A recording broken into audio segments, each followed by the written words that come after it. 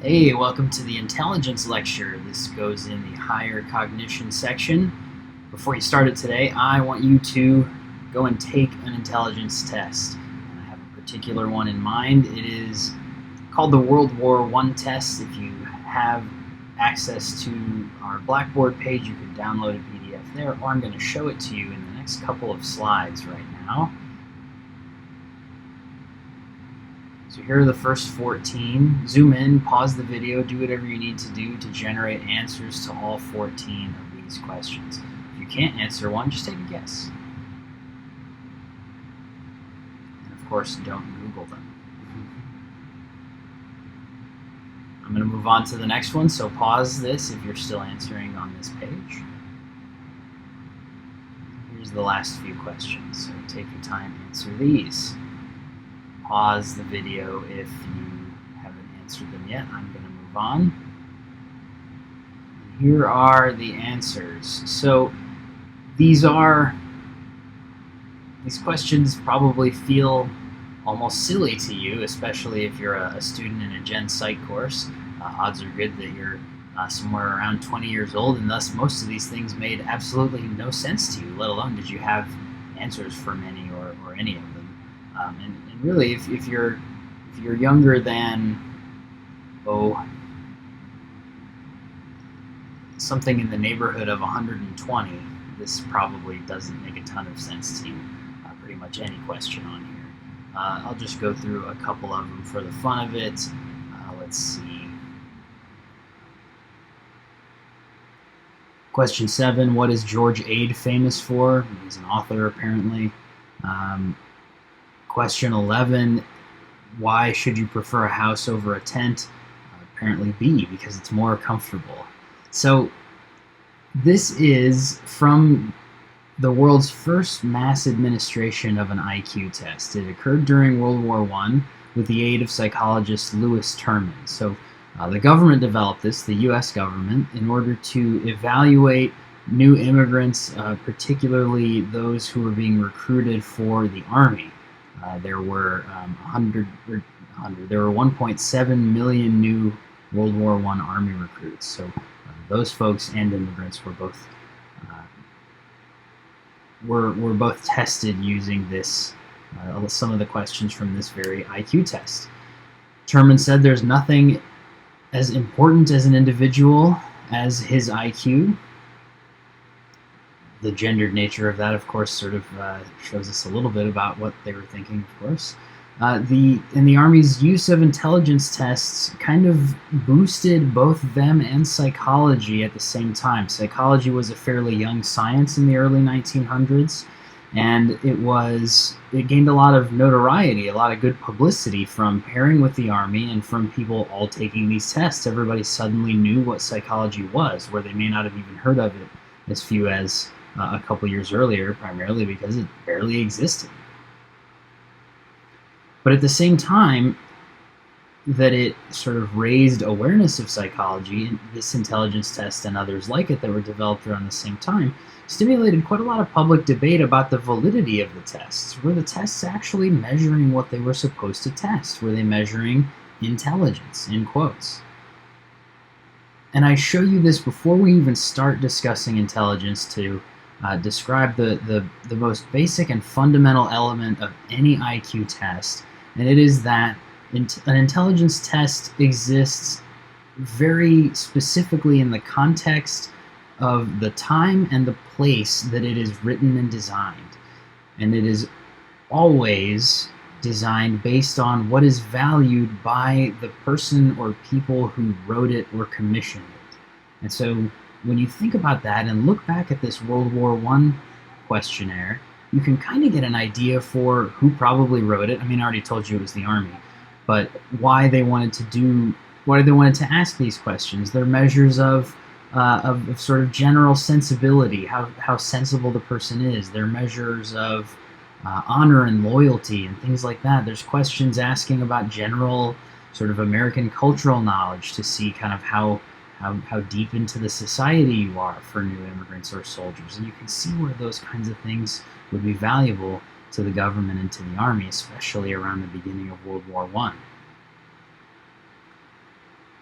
So, it's maybe a bit of a misnomer from the start to call these things intelligence tests, um, particularly when we start to try to apply them cross-culturally, when we start to apply them across time periods, becomes pretty clearly immediately silly. Like if you answered no questions on this test correctly, you would have been in huge trouble in the early 1900s. And of course, answering none of them correctly today means absolutely nothing.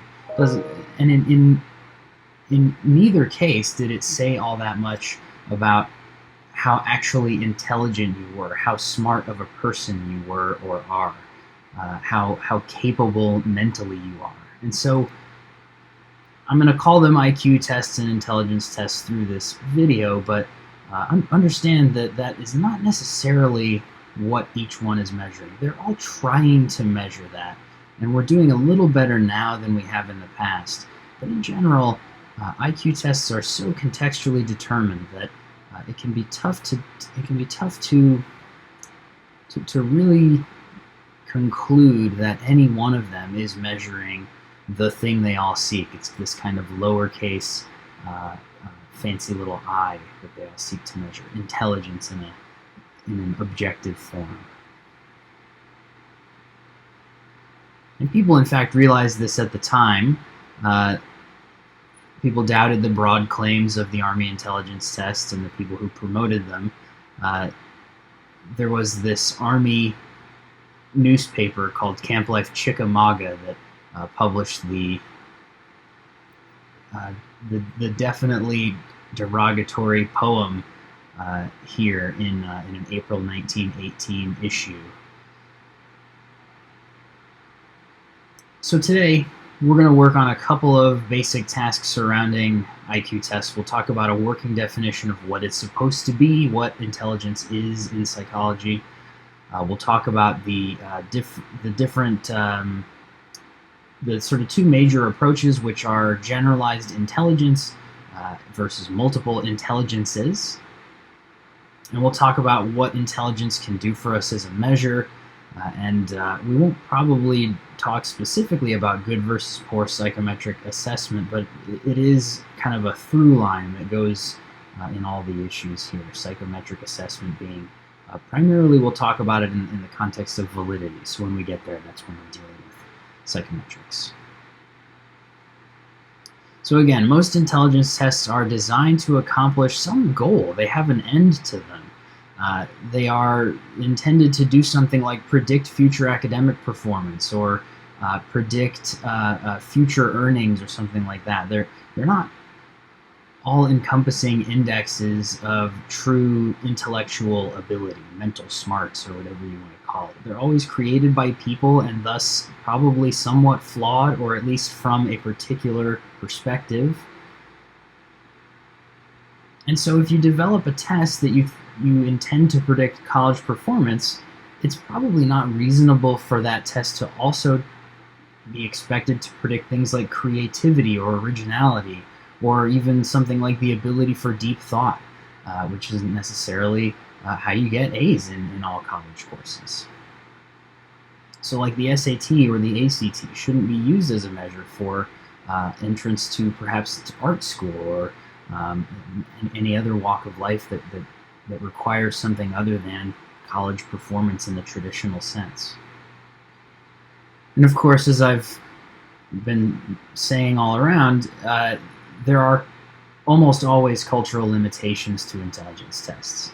If you're trying to measure the abilities of high school students in suburbia, your tool, your measure, might not work the same way for students from a different region of the world or from a different region of the same country even. All that said, that doesn't mean intelligence tests are not useful. We just have to approach each one with awareness of what it was designed to measure and how it was designed. So let's get to the definition. What is intelligence? You can think about this yourself before we define it in the book style. What makes a person intelligent? When you think of somebody as an intelligent person, how would you describe them other than using that word? what does an intelligent person do? What can an intelligent person do that a person you would not consider as intelligent wouldn't be able to do? Relatedly, are animals intelligent, by the way? If animals can have intelligence, then what is unique about human intelligence? Sometimes that helps people generate a definition. What can we do that animals can't? So most people use a couple of things when they define intelligence. The first is an ability to learn and remember new things. When somebody absorbs information quickly, when they absorb information deeply and hold on to it for a long time, we typically consider that intelligence. So having a good memory is kind of one aspect of it, especially a long-term memory. Problem-solving skills and adaptation to new situations and information is also typically part of a definition of intelligence that people produce. So those kind of higher cognition skills, the ability to make connections across seemingly wide gaps in information, can also be considered intelligence. So a lot of the working memory kind of skill comes into play there.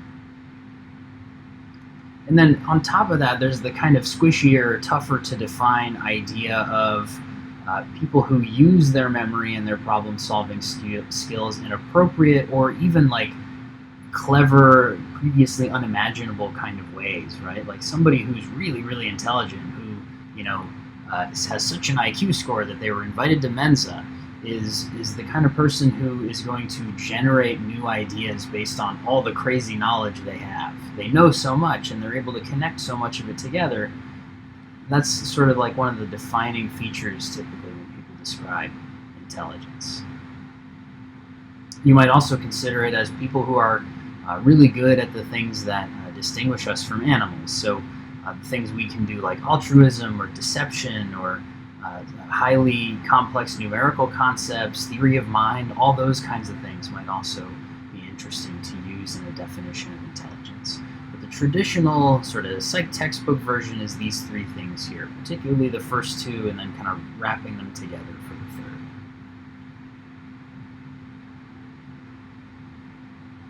And as I've already alluded, the development and standardization of intelligence tests has been really productive and highly influential research. There's a lot of work on it, and it has a large effect on the outside world. It actually originally grew from a desire to assess children. It had a fairly, I just said altruism, it had a fairly altruistic goal when psychologists were first developing IQ and intelligence tests, was because they wanted to help children who scored lower on tests when they were young through different forms of education so that they could catch up with their peers by the time they finished. So they had this goal to kind of measure general intelligence overall for anyone, anywhere, at any time. This is something like 100 years ago, around the turn of the century into the 1900s.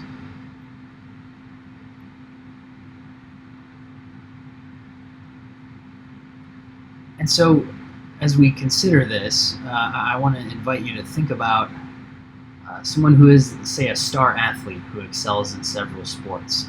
This, by the way, is Peter Tofato Fua, who is an Olympic athlete from Tonga. He represented Tonga in Taekwondo at the Summer Games in Rio several years ago, and then he slightly more recently traveled to Pyeongchang to compete in cross-country skiing at the Winter Olympics, which he learned anew so that he could be on the team again, because his fantastic display in Rio that you're seeing here was so widely beloved, and he was good. He actually made it into the event. So there's some sort of natural, general athletic ability that he had on display.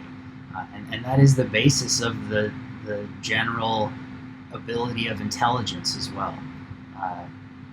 So think about this. Like if you try to figure out how good Peter was at a bunch of different skills, you'd probably find that he was very good at many of them. And someone who is not good at many of those same skills would probably not be very athletic. He probably can run very fast. He can probably jump very high. He probably has really quick reflexes. Judging by this GIF, he can probably do about 1,000 sit-ups without stopping. And so the idea is that these items are correlated with one another. These skills are related in the real world because there is presumably some kind of underlying ability. Like being in good shape is part of it, certainly, but there's an underlying athletic skill to it all, and an underlying kind of like good bone and body structure, broad shoulders and good joints and all that kind of thing that kind of is tapped into by each of the individual measures of athletic skill, those being the skiing or taekwondo or running fast or jumping high. All these things are individual skills that can be represented by a general sense of like athleticness. And that same idea is applied to intelligence. So there are all these little skills, in theory, that if you combine them all, you could figure out some kind of way to measure general intelligence, in the same way that if you combined all those little athletic skills, you could measure general athleticism. And then the final goal would be to then use that measurement you've created to try to predict something else. So think now, maybe take a pause here and think about what kind of things you think intelligence might predict. If you could, in a perfect world, design a test that did truly measure intelligence, general intelligence overall for anyone, anywhere, what do you think it might predict? There's all kinds of potential answers here. We've talked about a couple of them already in this video. Now, IQ tests, again, have this lofty goal, and they don't always achieve it. Another potentially serious criticism of IQ tests concerns the effects of labeling. So imagine you take a test as a child, your IQ is calculated by comparing your performance with other kids your age, and the score becomes part of your continuing academic record. So you have some kind of label, and that label is going to be that you are either above average, at average, or below average, and potentially highly in one direction or the other. And so what we see over and over again in education research is that the expectations that teachers have a huge effect on the performance of students, particularly when they're younger. And so if a student has a label of below average on their report card, each new teacher who sees that report card is going to treat that student differently. Now, that's not intentional, of course. Teachers don't try to do this kind of thing. But these kind of labels influence how teachers interact with their students, mostly subconsciously. There's kind of like a rich get richer effect where kids with the SMART label are exposed to more opportunities, they're treated with more respect, and so they develop even more quickly than they would have anyway, where kids who are labeled below average are held back or are not given as many opportunities, and so are not exposed to the things that might nurture their academic growth. So those kinds of labels can be an issue. There's actually another interesting effect out in the literature called stereotype threat, which was discovered not all that long ago and has been worked on quite a lot since. The original finding looked something like the graph on the slide here, in which they showed that people responded to the possibility of an oncoming stereotype by actually performing according to the stereotype. So the idea here is that there are 4 groups of boys and girls. One group of boys, or rather there's 2 groups of each, two groups of boys, 2 groups of girls. One group of each is told, hey, did you know that boys are much better at math than girls are?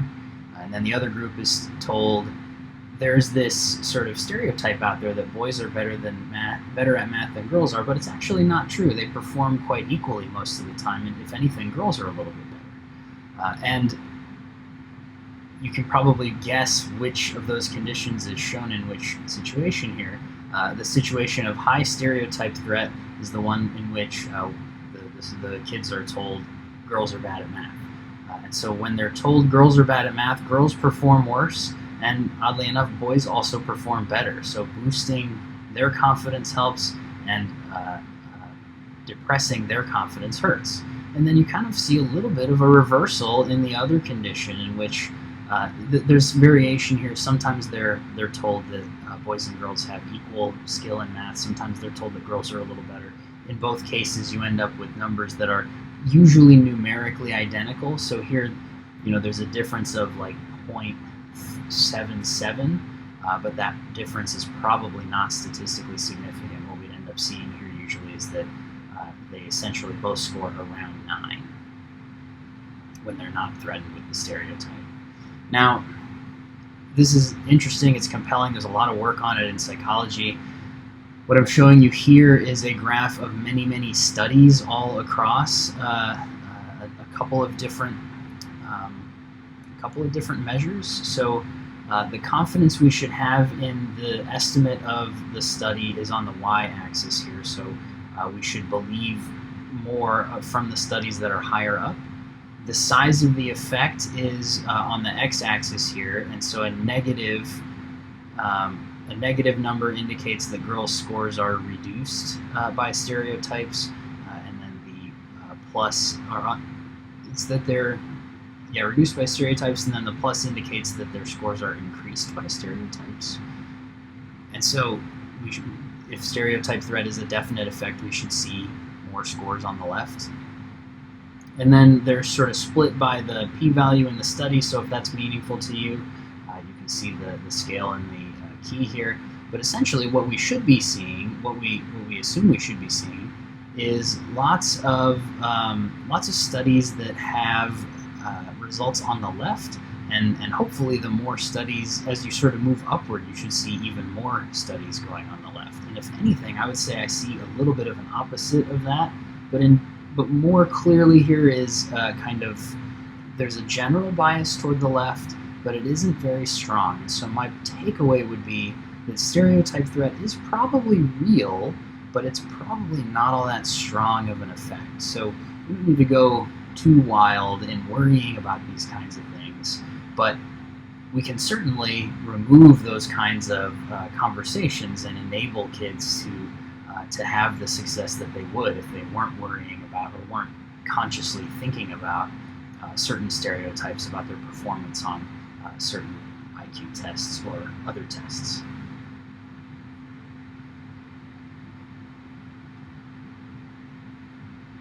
There are other criticisms of especially the most popular IQ tests, and in most cases the fact is that the tests were designed for essentially born and raised Americans. Most IQ tests come from American psychologists and are thus deeply steeped in American culture and in American practices and understandings and ways of knowing. And so to translate that just like only in language doesn't quite capture a whole host of other differences that could be very obvious between cultures. IQ tests were also used, as I already stated, in the 1920s, and they were primarily used to test, as I said, soldiers and immigrants.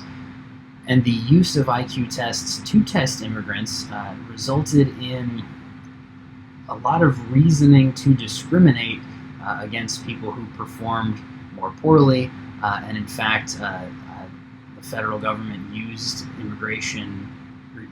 used low IQ scores from immigrants as a reason to reduce immigration quotas. And again, because the tests were so American by nature, there was no way people were going to score well on them. So it was a bad cycle of events. Now, this is less often the case these days. Most modern psychologists are aware of the bias of many of the tests and have tried to work to develop new IQ tests that reduce those cultural influences on performance, but it can almost never be fully removed. And you run into problems when you have issues in translating language, or if you try to assess the IQ of a group of people who don't even sort of think about language or think about problem solving in the same way that typical people from the Western Hemisphere do. So no matter what we do, there's always going to be some bias, so we don't want to try to put our put our culture and our tests onto folks for whom it's not relevant. We talked a little bit about some of these questions already, but psychologists have nonetheless investigated intelligence and tried to develop good IQ tests to the best of our ability to try to find some way, again, to measure this concept of kind of general intelligence overall for anyone, anywhere. And that was the goal when it first started, this research around 1900s, the early 1900s, I mean. But contemporary or modern intelligence researchers tend to take one of two sort of approaches to this conversation. The first is to define intelligence as an overarching skill set that has many aspects, or to completely reject that notion altogether and split intelligence into many types. So forget trying to come up with a single score and saying it has aspects. Let's just measure the aspects and stop trying to come up with single scores. And by the way, beyond all of this, and I don't have a whole slide to say it, so I'll just toss it in now, intelligence is also not set in stone. Many people can improve their intelligence, if it exists, if like that single measure does in fact exist, with work and time and potentially even just a positive outlook. Just the interest in learning these things, learning the kinds of skills that make you score better on an IQ test can lead people to score better on an IQ test. They're certainly not, you don't just take it once and that's the score for the rest of your life. So in getting into this argument between aspects versus different intelligences, one of the first major researchers was Spearman, who actually had two. After him came Thurston, who split overarching intelligence into 7 main aspects. He applied a statistical method called factor analysis. He did it a little bit differently than Spearman did. Not important that you understand that if you don't. Just bringing it up for those who do. And Thurston discovered evidence for 7 of what he called primary mental abilities. So he thought they were verbal competence, verbal fluency, numerical ability, spatial ability, memory, perceptual speed, and reasoning. He thought that these 7 abilities were largely independent of one another, so you could be good at one without being good at any of the remaining 6, or you could be good at 3 and bad at 4. You could be good at all 7. You could be good at 2 and not great at 5. The logic is that the performance on any one of these is not necessarily, any one of these aspects is not necessarily predictive of another.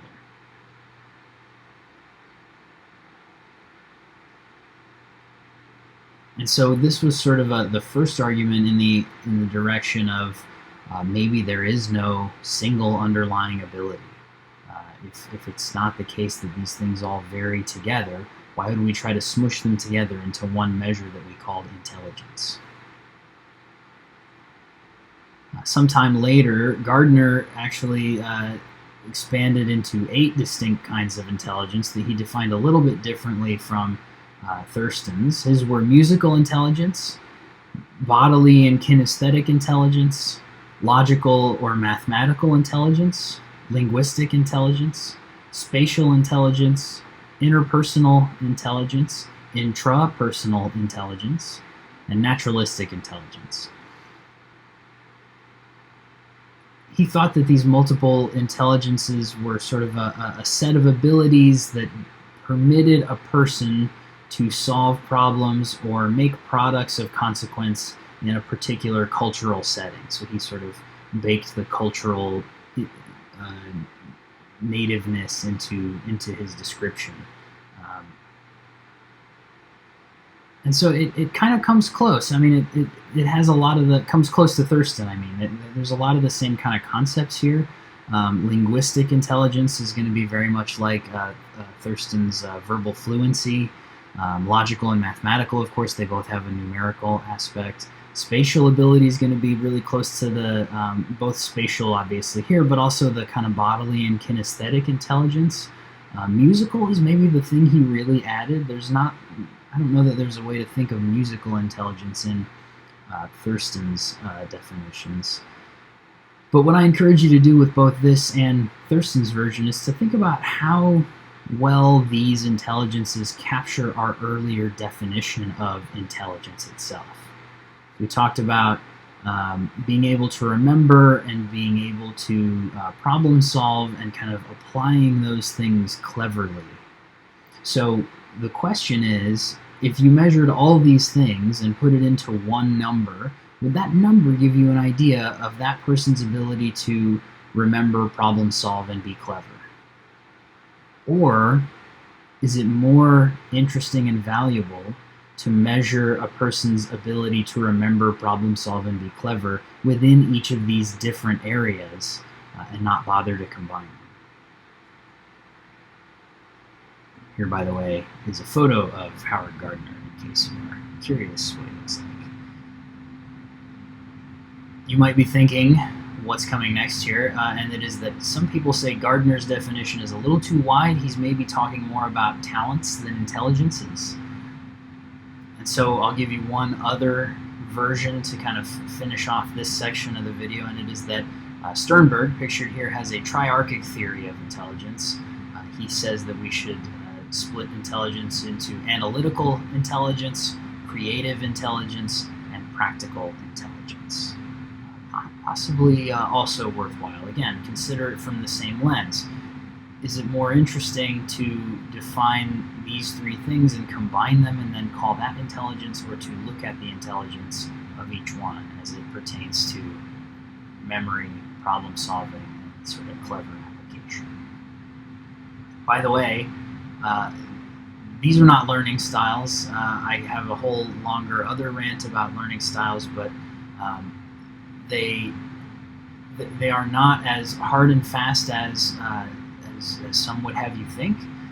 Learning styles are mostly just preferences, it turns out, when you look at some of the more tightly controlled memory literature. So it is, if you feel like you remember things better if they're told to you out loud than if you see them, you say you're an auditory learner. It's more that you have an auditory preference, probably. You can still learn visually.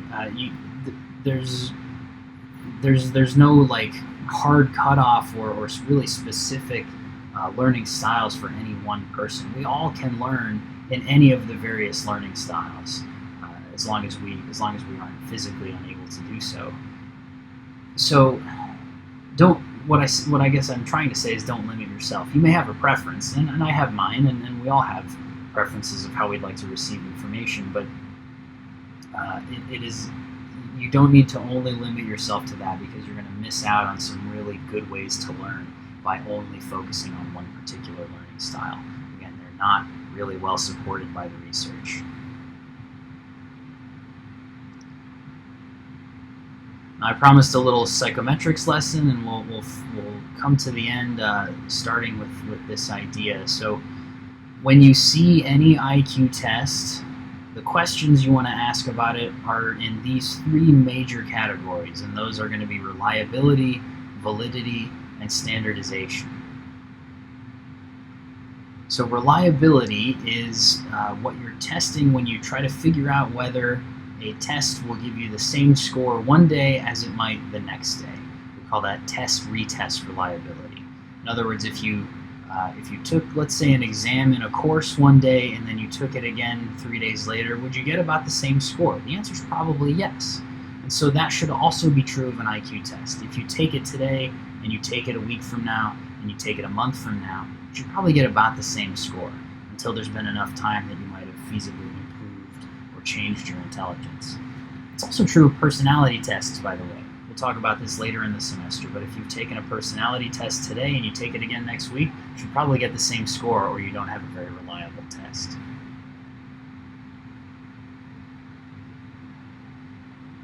Validity is also important. It tells us how well a test measures what it's supposed to measure. So if your test, if I say I have an IQ test and it asks you a bunch of questions about the 1990s Pittsburgh Penguins, probably not a very valid test of general intelligence. Great test for knowledge of Mario Lemieux. I misspoke. I said his name wrong. I'm so hurt. I'm upset with myself. Excuse me. You might know a lot about Jaromir Jagr and Ron Francis, but that's not a good measure. It's a good measure of those things, but it's not a good measure of general intelligence. Can you tell I came up with that example on the fly? The thing about validity to remember is that a test can be reliable without being valid. You can get consistent results across repeated testing, but not actually be measuring the thing you're interested in. So if a test of intelligence, again, actually measures Pittsburgh Penguins knowledge, or just measures shoe size, you might get reliable data, but they're not going to be valid. Right? You're going to have the exact same shoe size at 2 different testing points, but it's not going to tell us anything about how intelligent you are. There's actually several forms of validity. There's content validity, which measures the degree to which the content of a test samples broadly from across the domain of interest. So if you're trying to get a general measure of intelligence, it shouldn't just be about math. If it has content validity, it will be about all kinds of intelligence, mathematical, verbal, artistic, procedural, what have you. There's also predictive validity. Sometimes you might want to design a test that predicts some future outcome. So if it does so, then it would have predictive validity. The SAT and college GPAs, for example, are a good example of predictive validity. And the last one on here is construct validity, which measures how well a test applies to a particular theoretical scheme or construct. So does your theory of intelligence generate lots of predictions possibly about the rest of the world, like how intelligent people act, what kinds of books they read, who they are, what they get up to on a day-to-day basis, how likely they are to develop psychological disorders, and all those kinds of things. Then you have good construct validity. Your measure is based in theory. The third important characteristic of a good test is standardization. So if you take the SAT, for example, you see that testing procedures are really rigid. You have to take it in the exact same amount of time with all the same resources and in vaguely the same kind of external conditions. And so if you don't have that kind of standardization, you really can't interpret the score anymore. If I gave you half the time I gave somebody else, I would have a poorly standardized test, and it would not tell me anything about your intelligence. If I gave one person the test in a well-lit room and the other person the test in a half-dark room with an annoying drip in the corner and a proctor on the side blowing bubbles with their gum, I, again, wouldn't have a very well standardized test. So you can see kind of immediately how difficult that aspect of this can turn out to be. Now, I've said that psychologists are doing better with making our intelligence tests more widely applicable and with being more careful about our conclusions from intelligence tests, but that is not true across all research. And these folks have recently sent a paper to one of our bigger journals. It's called Psychological Science. It was published this year and then retracted. And I want to say at the outset that the authors here have been very open to the criticism they've received, as have the people at the journal. So I'm not trying to come at anybody here, but the main thing that happened was the paper employed data sets that are first of all from a fairly long time ago, and also questionable in the way the data were collected and the way missing data were imputed, and in the methodology of the standardization and the potential reliability of the test itself. The data were then oversimplified in models in the paper, and they came to conclusions like all residents of Liberia have IQs below the threshold for severe mental deficits, and so they sort of stop short of kind of fully describing what that means, what they seem to imply that it means, Something like everyone in Liberia has a mental deficit, which of course is definitely untrue, and has an issue. There's a racial issue to deal with here too. There's, because of the way the data, what we know about how the data were collected and when they were collected, to imagine that there was cultural sensitivity and racial sensitivity in the design of the materials and the collection of the data would not be accurate, to say it like that. So I'll say it that simply. So I say all this to remind you that research is always conducted by people, and all of us are flawed. We're imperfect. And in hindsight, when we look back at a paper like this, the application of Western culture to others, and particularly to people of color, seems really obvious, even in the title. Like, what are we trying to define? How do we define religiosity across cultures? That seems impossible, just on its face. Like, what IQ test could everyone have taken to try to define this concepts like these? So all I want you to come away with is, if you see a paper like this, ask questions. IQ research in particular can get kind of dangerous as soon as you start to apply assumptions and calculate averages and get averages across people and lose track of individual differences, especially if your data were collected long ago, were collected across cultures or even across subcultures, like we've already talked about. So always ask what IQ test the people in the study took, where that test was developed, and for whom it was developed. So I'll leave you with one last thought. Do you think general intelligence, if it's measurable, is more likely composed of many factors, or should we favor models that have fewer factors? So imagining that you're sort of on the factor side here, whether you think there's a single measure of intelligence or not, do you think it's wise to have like an 8-factor kind of Gardner type model, or do you think we should try to stick to a 3-factor, more Sternberg type model? What do you think does a better job of actually capturing that thing, that intelligence, that kind of hard to grasp item that we're all trying to find? If you're curious about one other question, another one that I pose in class fairly often is, how do you think that measure might change over a person's lifespan? If we had a perfect measure of intelligence, how would someone score on that measure? Think about yourself. How do you think your score on that measure will change and would have changed over your lifespan? It's a curious question. All right, thanks for going through this somewhat tougher topic with me. Hope you enjoyed, and we'll see you next time.